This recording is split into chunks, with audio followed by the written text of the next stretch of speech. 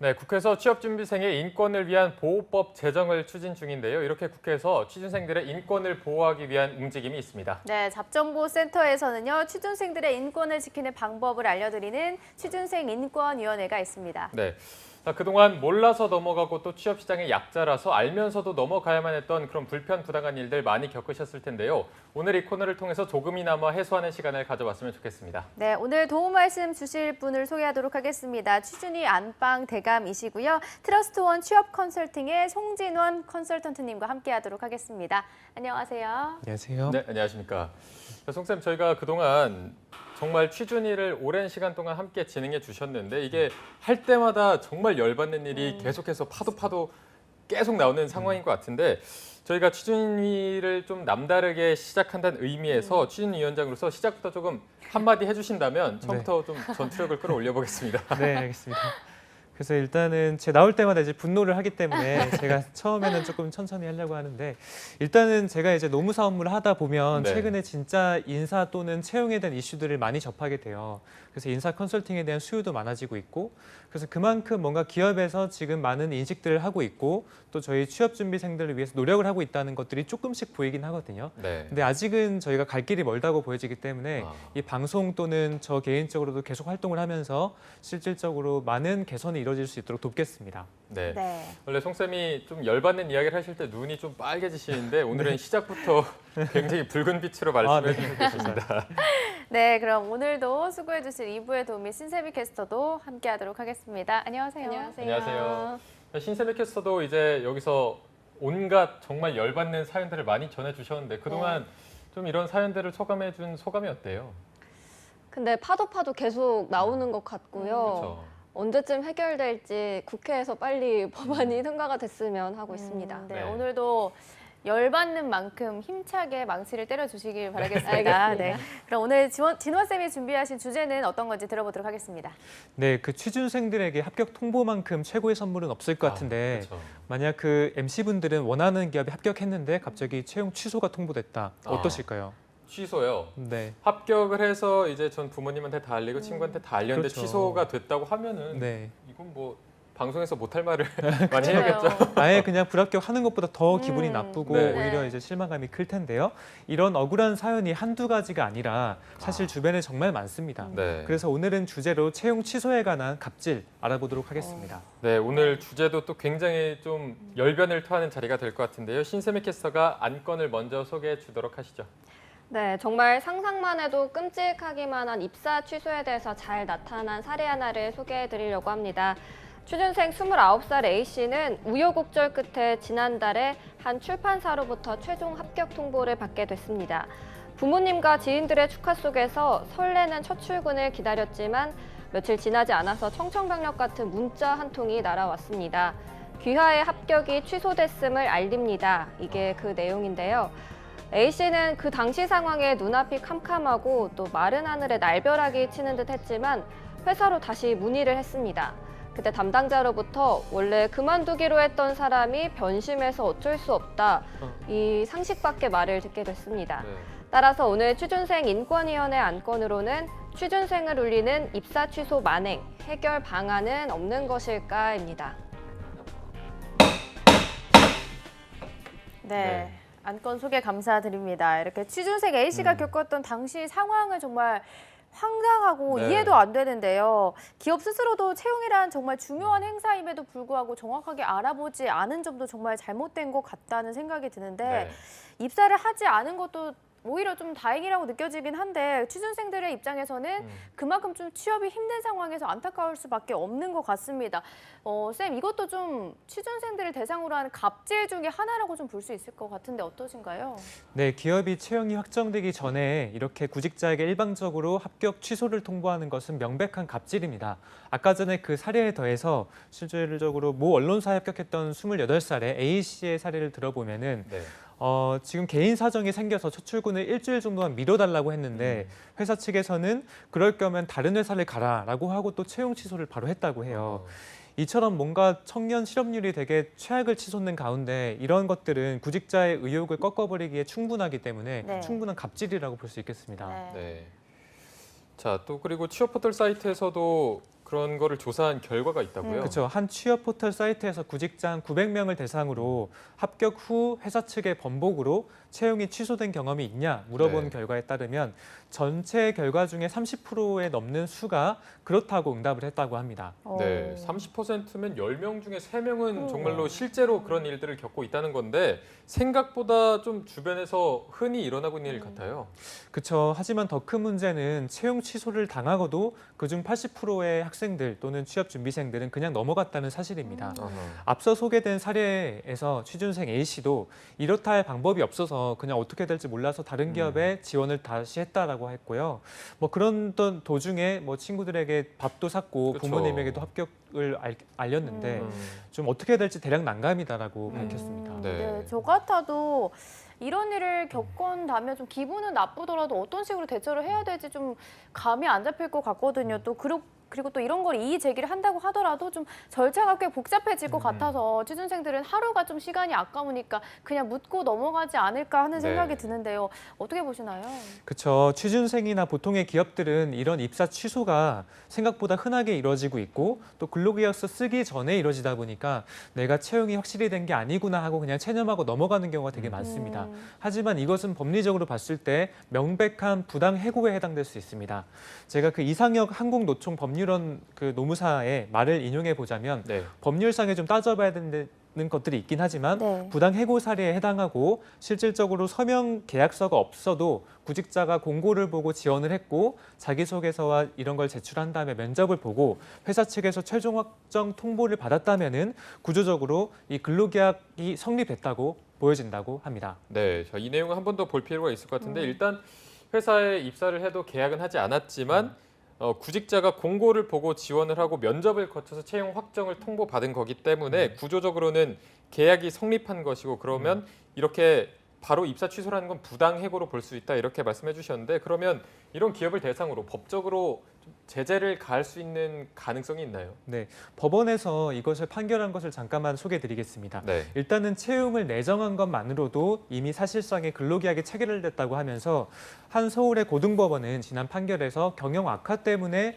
채용을 확정된 사람에 대해서 다시 한번 입사 취소를 한 건에 대해서 이미 신입사원을 모집하는 것 자체가 근로계약의 청약의 유인이 된 것이고 그다음 회사에서 요구하는 서류 전형과 면접을 합격해서 실질적으로 응하는 것은 근로자가 청약에 해당한다. 그다음에 최종 합격 통보를 한 것은 이 청약에 대해서 승낙의 의사표시를 한 거기 때문에 결과적으로 근로계약이 성립됐다고 판단을 했습니다. 네. 하지만 뭐 이런 것들 떠나서 취준생들 입장에서는 뭔가 이 소송을 진행하는 것들이 시간적인 또는 물리적인 비용도 부담되는 것도 마찬가지이기 때문에 실질적으로 뭔가 피해를 보는 것은 구직자가 아닌가라는 생각이 듭니다. 네.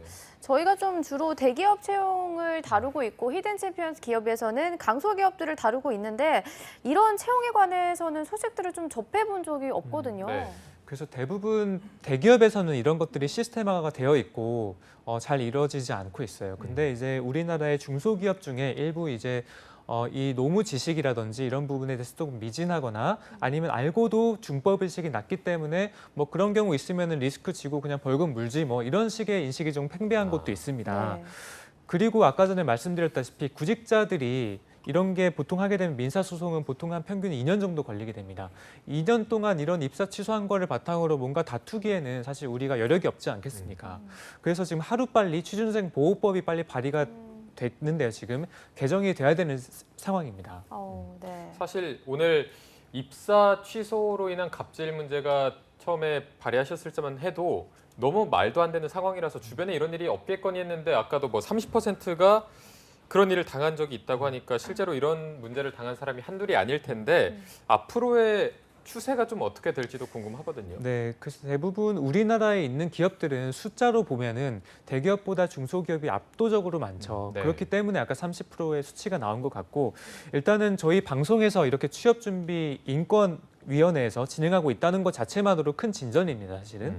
그래서 이를 비롯해서 취준생 보호법이 국회의원 여러 명에 의해서 발의가 현재 된 상황이고 네. 지금 뭐 국내외 사례조사라든지 이해 관계자 또는 관계자 이제 전문가들의 입장을 듣고 지금 검토를 하고 있다고 합니다. 이를 넘어서 국민인권위원회 같은 경우는 구체적인 공개 방안과 이런 그 연구 용역 등을 거쳐서 2019년 6월 정도까지 세부 방안을 확정하고 채용절차법 등 관련법을 제정하겠다고 지금 하고 있는 상황입니다. 네. 취준생 보호법이 발의되어 있다고 하셨는데요. 발의 내용에는 좀 어떤 것들이 있는지 소개를 좀 해주시죠. 네, 채용 절차의 공정화에 관한 법률 개정안은 지금 화면으로 아마 보시게 될 것인데요. 네. 구인자 제가 한번 읽어봐 드리겠습니다. 네. 구인자는 채용 공고 시에 근로계약서상의 종사 업무, 근로시간, 임금 등 주요 법적 필수사항을 구체적으로 고지해야 된다. 두 번째, 구인자는 구직자에게 어학점수, 교환학생 경험 등 직무 수행에 필요하지 않은 경험들을 기초심사 자료로 기재하지 않아야 된다. 또는 구직자의 지식재산권을 자신에게 귀속되도록 한 구인자는 1년 이하의 징역 또는 1천만 원 이하의 벌금에 처한다. 마지막으로는 구직자가 채용 과정에서 불공정한 처우를 당한 경우에는 이를 고용노동부 장관에게 신고할 수 있도록 하고 그 신고를 받은 고용노동부 장관이 이를 조사해야 된다라는 내용으로 이루어져 있습니다. 네. 그러면 오늘 저희가 입사 취소에 관한 거는 이 마지막 항목에 조금 적용을 해볼 수가 있을까요? 네, 일단은 저희가 지금 인사 담당자들도 이런 걸 모르는 경우가 되게 많습니다. 네. 그러니까 알고서 악용하는 경우도 많지만 아직까지 우리나라의 그 인사 노무 지식이 중요해진 지가 얼마 안 됐어요. 그래서 모르는 경우가 많기 때문에 만약 이런 경우를 당했다고 한다면 일단은 재차 확인을 해야 됩니다. 네. 바로 민사소송을 하는 것은 현실적으로 어렵고 재차 확인을 해서 내가 이미 채용 합격 통지를 받았기 때문에 어느 정도 권리가 있다. 이 부분 확인을 부탁드린다고 하고 그쪽에서 만약에 그래도 안 된다고 했으면 그게 만약 법률 위반인 사항이면은 제 생각에는 이거를 민사소송 가는 건 좀 어려울 것 같고 이제 아까 전에 말씀드린 권익위원회, 국민권익위원회에 신고를 한다든지 도의적으로 또는 사회적인 책임으로 이 회사를 뭔가 압박을 하는 것이 필요하다고 생각이 듭니다. 네. 자, 이렇게 진원쌤이 소개한 개정안들이 발의가 되고 있지만 아직까지는 그 효력이 나타나지 못하는 상황이고 그렇다면 지금까지 이 순간까지도 굉장히 이런 입사 취소나 불평부당한 사례를 겪는 학생들은 지금은 뭐 이러지도 저러지도 못한 입장일 텐데 그런 분들이 지금 당장 할 수 있는 행동이나 그런 요령 같은 게 좀 있을까요? 뭐 당장 하는 것은 사실 저도 어저께 저희 회사에 면접을 봤어요, 사실은. 근데 이제 대기업은 뭔가 서로 어떤 것들을 얘기해야 되는지 명확합니다. 근데 이제 중소기업들은 사실 뭔가 체계가 잘 갖춰져 있지 않고 그렇다 보니까 구인자와 구직자 간에 뭔가 얘기할 것들이 명확하지 않은 거예요. 그래서 실질적으로 만약에 이런 것들이 좀 이슈가 있다고 한다면 대화를 통해서 내 권리가 있음을 주장하는 것이 첫 번째, 그다음 그 주장한 것에 대해서 회사에서 어떻게 반응하는지가 두 번째, 그다음 반응한 것에 대해서 이게 법률적 위반이 있으면 이 법률에 위반되는 사항이 있는데 이 부분 다시 한번 확인해 달라고 소통을 하는 것이 사실 가장 현실적이고 이런 그 법률안이 발의되기 전까지는 그렇게 조금 해야 될 것 같습니다. 네. 네.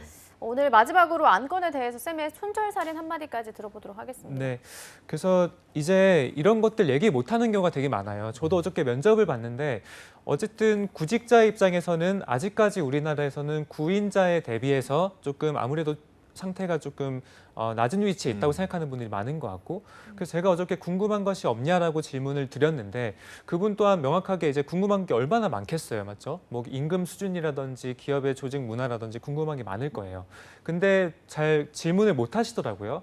근데 그래서 제가 일단 말씀드리긴 했었는데 실질적으로 이런 권리는 이제 갖고 계십니다. 그리고 근로계약이 형성되기 전까지는 여러분들이 구인자와 구직자 간에는 동등한 위치라고 생각하시면 돼요. 그래서 내가 어차피 이해관계로 만났으니 이해관계를 철저하게 따지는 것이 가장 중요하다고 볼 수 있겠습니다. 네, 쌤이 한마디까지 들어봤는데 또 마지막으로 신세미 캐스터한테도 만약에 합격 통보를 받았다가 취소를 받았다면 기분이 어떨지 좀 기업 입장에서 아니 취준생의 입장에서 기업에게 한마디를 해준다면.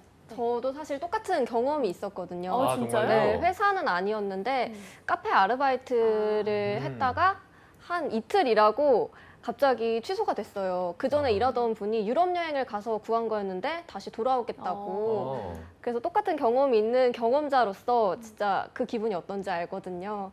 그래서 빨리 그 인식이 먼저 개선이 돼야 될 것 같고요. 그리고 그 기업에도 빨리 정보, 이런 노무 정보 같은 게 좀 잘 알려졌으면 좋겠습니다. 네. 오늘 저희가 바로 옆에 이렇게 부당해고를 당하는 네. 사람이 있었는데 네. 그래서 첫 번째 살을 그렇게 망치를 세게 뿌려주신 것 그 같은데 30% 중 하나가 저였죠. 아, 그렇습니까? 알겠습니다. 자, 오늘도 취준생 인권위원회를 위해서 소개해 주신 송진원 컨설턴트 그리고 신세미 캐스터 두 분 고맙습니다. 고맙습니다. 네, 잡정보센터 오늘 준비한 내용은 여기까지고요. 내일도 하반기 대기업 공채 특집 여름날의 기적은 계속됩니다. 네, 저희는 내일 오전 10시에 다시 찾아뵙겠습니다. 시청해주신 여러분 고맙습니다. 고맙습니다.